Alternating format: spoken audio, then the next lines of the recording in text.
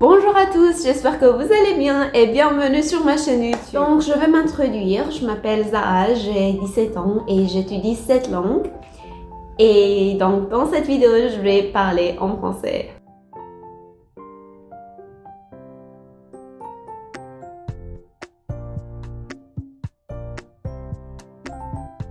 Vous savez, moi comme une polyglotte, j'ai beaucoup de problèmes. Alors, regardez cette vidéo jusqu'à la fin car vous allez en savoir plus sur nos difficultés. Certaines personnes pensent que les polyglottes doivent connaître tous les mots dans toutes les langues. Ah, donc tu es une polyglotte? Ah ouais, bien sûr, je suis une polyglotte, je peux parler en 7 langues.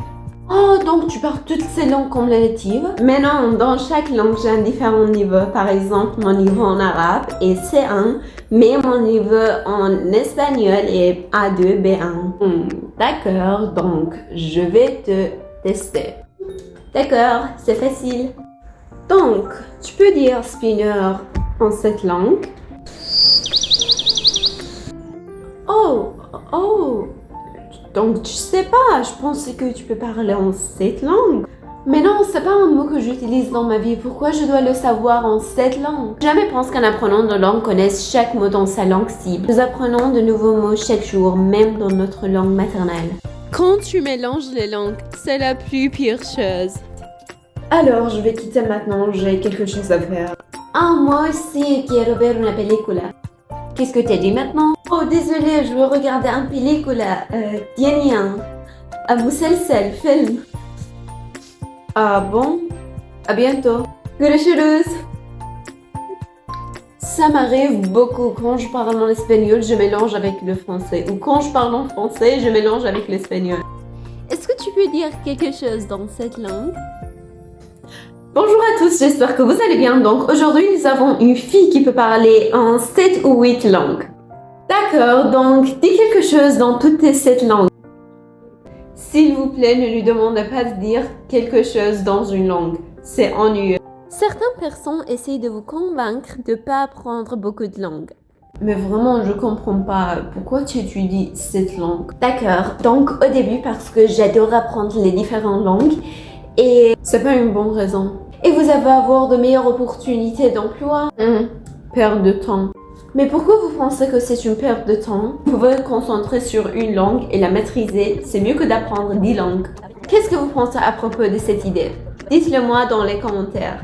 Ouh, tu peux parler en chinois. Est-ce que tu peux écrire mon nom ici? Puis j'essaie d'expliquer les raisons pour lesquelles c'est pas possible. Alors, donc c'était le problème. Pas des problèmes, mais les choses que j'ai déjà rencontrées quand j'ai dit à les différents gens que je peux parler en 7 langues. Et vraiment, c'est pas tellement grave parce que apprendre les différentes langues est la meilleure chose que j'ai commencé à le faire Depuis j'avais 5 ans. Vraiment, je ne regrette jamais. Et je me souviens quand j'avais 5 ans, je pleurais, je disais à ma mère que je peux pas continuer. Pourquoi je dois commencer à étudier 3 langues ensemble? Ah ouais, quand j'avais 5 ans, j'ai commencé à apprendre le français, l'anglais et l'arabe ensemble. Et vraiment, c'était trop difficile. Mais maintenant, je suis très feliz, contente. Et maintenant, j'ai 17 ans. Et je sais que j'ai pas bien amélioré mon français parce que le français est plus difficile que le chinois pour moi. Et j'ai un petit peu de problème quand je parle. Mais c'est pas tellement grave parce que je veux améliorer et je suis en train d'améliorer. J'ai trouvé beaucoup d'amis françaises, espagnoles et donc je pouvais pas les trouver sans les langues. Et donc c'était notre vidéo d'aujourd'hui, j'espère que vous l'aimez. Dites-moi si vous voulez que je fasse plus de vidéos en français. Bye bye!